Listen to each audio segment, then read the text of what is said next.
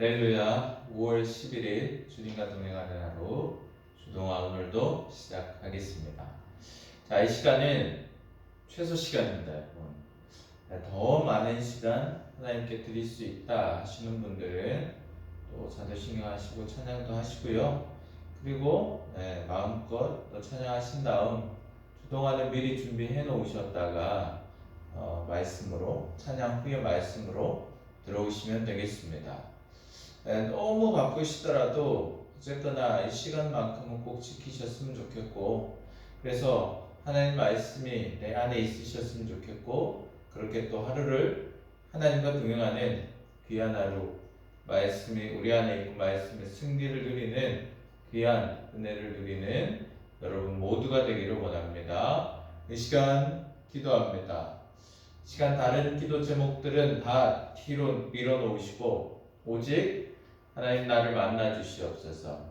하나님의 임재를 경험하는 시간 되게 하시고, 그리고 성령님께서 말씀을 깨닫게 하여 주시옵소서. 하나님 뜻을 알게 해 주시옵소서. 우리 시간 간절히 하나님 앞에 기도하겠습니다. 침묵으로 기도합니다.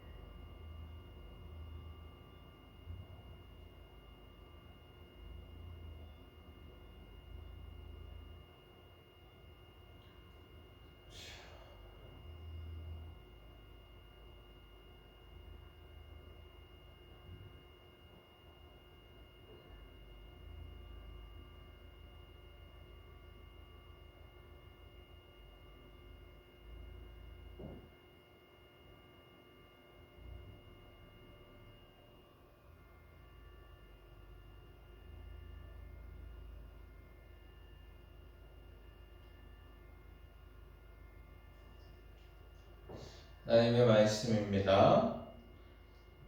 우리 두 번 읽을 터인데요. 하나님께서 우리에게 주시는 말씀은 마태복음 4장 12절에서 14절까지 말씀이고요. 네, 조금 쉬운 번역인 우리말 성경으로 올려드립니다. 네, 읽겠습니다. 요한이 감옥에 갇혔다는 소식을 듣고 예수께서 갈릴리로 물러나셨습니다. 예수께서 나사렛을 떠나 스불론과 납달리 지역의 호숫가가 있는 가버나움에 가서 그곳에 사셨습니다. 이는 예언자 이사야를 통해 하신 말씀을 이루시려는 것입니다. 다시 읽겠습니다. 요한이 감옥에 갇혔다는 소식을 듣고 예수께서 갈릴리로 물러나셨습니다. 예수께서 나사렛을 떠나 스불론과 납달리 지역의 호숫가가 있는 가버나움에 가서 그곳에 사셨습니다. 이는 예언자 이사야를 통해 하신 말씀을 이루시려는 것입니다. 아멘. 네, 하나님의 말씀 잠시 요약해보면 세례 요한은 지금 갇혔고요. 헤롯에 의해서 감옥에 갇혔고, 또 예수님은 나사렛을 떠나 가버나움에 사셨는데 다 하나님의 말씀을 이루시려는 것이다, 그렇게 말씀하고 있습니다. 자, 이 말씀을 통해서 하나님께서 또 우리에게 주시고자 하시는 교훈, 하나님의 마음을 우리가 잠시 묵상해보고자 합니다. 세례 요한은 하나님을 위해서 일평생을 헌신했고 목숨을 다해 헌신했습니다. 회개운동을 일으켰어요. 참 너무 귀하죠. 얼마나 귀한 사역들입니까? 얼마나 열심히 하나님을 위해 일했습니까? 그런데 그 일로 헤롯의 미움을 사게 되죠. 그것 때문에 결국 헤롯에 의해서 감옥에 갇히게 됩니다. 예수님께서 이 소식을 들으셨잖아요. 그러면 하나님을 위해서 열심으로 살아간 자가 정말 목숨을 위해서 사역한 자가 갇혔다고? 내가 구해줘야겠어. 하나님은 충분히, 하나님이신 예수님이 충분히 세례요한을 구하실 수 있어요. 그런데 예수님께서는 그렇게 하지 않으셨습니다. 하나님의 뜻대로, 그리고 예언에 또 기록된 대로 그것을 이루려 하셨다, 그렇게 말씀하고 있는데요. 이 말씀을 보면서 이런 생각이 듭니다. 하나님의 의를 위해서 산다고, 정말 하나님을 위해서 헌신했다고, 나 때, 그러니까 당대에 내가 살아있는 동안 모든 것이 보상이 되지 않을 수도 있습니다. 오히려 요한처럼 핍박을 받고 감옥에 갇히고 그리고 죽음을 당할 수도 있어요.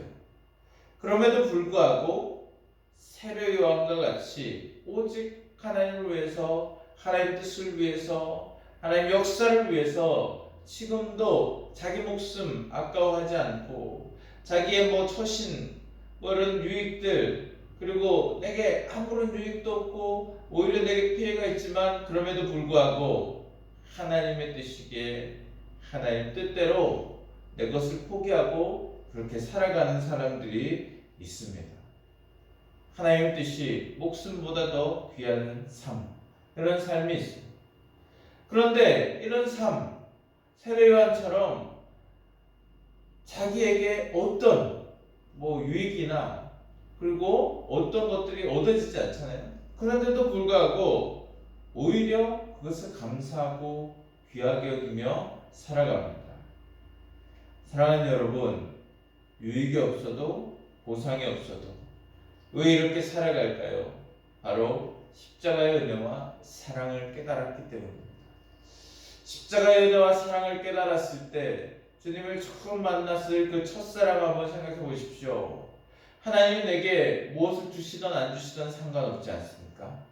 그저 그 십자가의 은혜와 사랑이 너무 좋아서 주님을 위해 살아갈 수 있고 내 모든 것을 드릴 것처럼 그렇게 우리는 살아갑니다.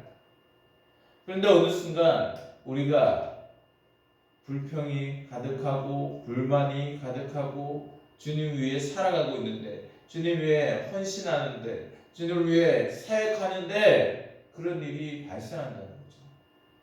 바로 십자가의 은혜와 사랑을 잊어버렸기 때문에 그렇습니다. 사랑하는 여러분, 십자가의 은혜와 사랑, 이것이 우리의 신앙의 동기이기 원합니다. 십자가의 은혜와 사랑, 이것이 주님을 위해 헌신하는 동기이기 원합니다. 우리는 죽었다 살아난 자들이잖아요. 하나님께서 나를 위해 십자가를 지시고 나를 대신해서 죽으시고, 그래서 내가 대신 살아가는 주님께서 나를 위해서 죽으셨기에 나는 죽은 목숨인데 주님 때문에 살아나서 대신 살아가는 인생이잖아요. 얼마나 감사합니까? 그러므로 여러분, 오늘도 우리가 우리의 삶을 한번 돌아봤으면 좋겠습니다. 내가 십자가의 은혜와 사랑으로 주님 앞에 나아가고 있는가? 십자가의 은혜와 사랑으로 오늘 하루도 살아가고 있는가? 십자가의 은혜와 사랑으로 오늘도 헌신하고 봉사하고 있는가? 그것이 우리의 동기이고 그것이 우리의 삶의 원동력이 되기를 하나님께서 간절히 원하십니다. 이 시간 우리 말씀을 적용하고 또 말씀대로 어떻게 살아갈까, 어떻게 실천할 수 있을까, 우리 한 가지 행동, 최소 한 가지 행동으로 할 수 있는 행동을 딱 정해보았으면 좋겠습니다. 자, 말씀을 또 생각하시면서 또 어떻게 적용할까 묵상해 보겠습니다.